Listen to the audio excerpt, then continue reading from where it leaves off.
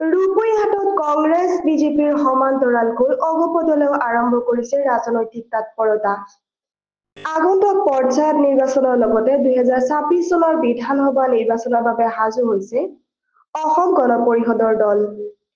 অগপ দলৰ নেতা-কৰ্মীয়ে ৰূপৈহাট সমষ্টিৰ পৰা কংগ্ৰেছ মুক্ত কৰি নিজৰ দলৰ বিধায়ক বনাবলৈ সাজু হৈছে অসম গণ পৰিষদ।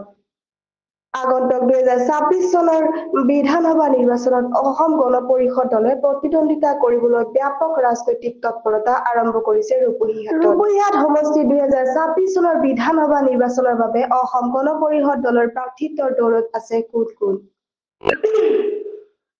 প্ৰথমে প্ৰাৰ্থিত্বৰ দৌৰত আছে অধিবক্তা জাকিৰ হুছেইন ফৰাজী, সমাজকৰ্মী আবু বক্কৰ ছিদ্দিক, প্ৰবীণ চন্দ্ৰ বৰা, সমাজকৰ্মী আব্দুল বাৰিক।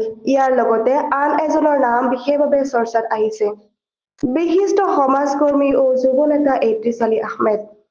এইসকলৰ ভিতৰত কোন হ'ব 26 চনৰ ৰূপৈহাট অসম গণ পৰিষদৰ দলৰ প্ৰাৰ্থী, এই লৈ চলিছে চৰ্চা। বিজেপিয়ে সমষ্টিটো অগপৰ বাবে এৰি দিব নে নাই সেয়া হ'ব সময়ৰ লক্ষণীয়।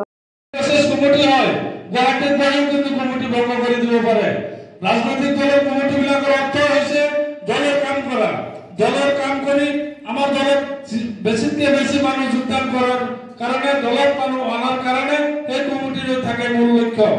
গতিকে আগন্তুক দিনবোৰত যেনেকে আজিৰ দিনত প্ৰত্যেকটো সিদিনা মই হাতীবাৰী পঞ্চায়তত সাধাৰণ এটা মিটিং পাতিছিলো, প্ৰায় 1000 মানুহ হৈ গৈছিলে। প্ৰায় 1000 মানে মানুহৰ ইমান উৎসাহ, ইমান মানুহৰ এজেপিৰ প্ৰতি মানুহৰ দয়া। গতিকে দয়াটো আমি ধৰি ৰাখিব পৰা নাই। গতিকে অন্যান্য কমিটি বা দলৰ বেলেগ বেলেগ কমিটিয়ে কি কৰিছে আমি এইটো উদ্দেশ্যৰে বহি থাকিলে নহ'ব। আমি কি কৰিছো এইটো যাতে সিহঁতে চাই, আমাৰ লৈ যাতে সিহঁতে আলোচনা কৰে, যুৱ পৰিষদৰ ভূমিকা লৈ পেলাই যে সিহঁতে প্ৰশংসা কৰে, সেই উদ্দেশ্যে আগত ৰাখি আমাৰ দলে কাম কৰিব লাগিব। আমাৰ দল এইটো ফুটৰ দলত দলীয় মিটিং হৈ আছে, কিন্তু ৰিমোট কন্ট্ৰোল হিচাপে আমাৰ দলীয় নেতৃত্ব কিন্তু চাই আছে কোন কমিটিয়ে কি কাম কৰি আছে।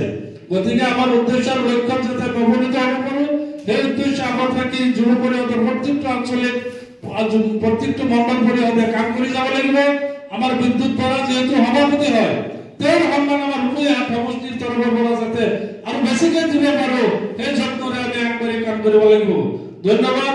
ইয়াত উপস্থিত সকলো পঞ্চায়তৰ যুৱ পৰিষদ আঞ্চলিক সভাপতি সম্পাদক, মূল সভাপতিৰ আঞ্চলিক সভাপতি সম্পাদক প্ৰমুখ কৰি ইয়াত নেতৃস্থানীয় ব্যক্তিসকল, সভাপতি নগাঁও জিলা যুৱ পৰিষদ, আমাৰ ইয়াত জ্যেষ্ঠ নেতাসকলক ধন্যবাদ জনাইছোঁ। ইমান মূল্যৱান সময় আমাৰ আজি দিয়াৰ কাৰণে আমি সিহঁতক ধন্যবাদ জনাই আজিৰ সভাখন ইয়াতে বন্ধ কৰিছোঁ। ধন্যবাদ।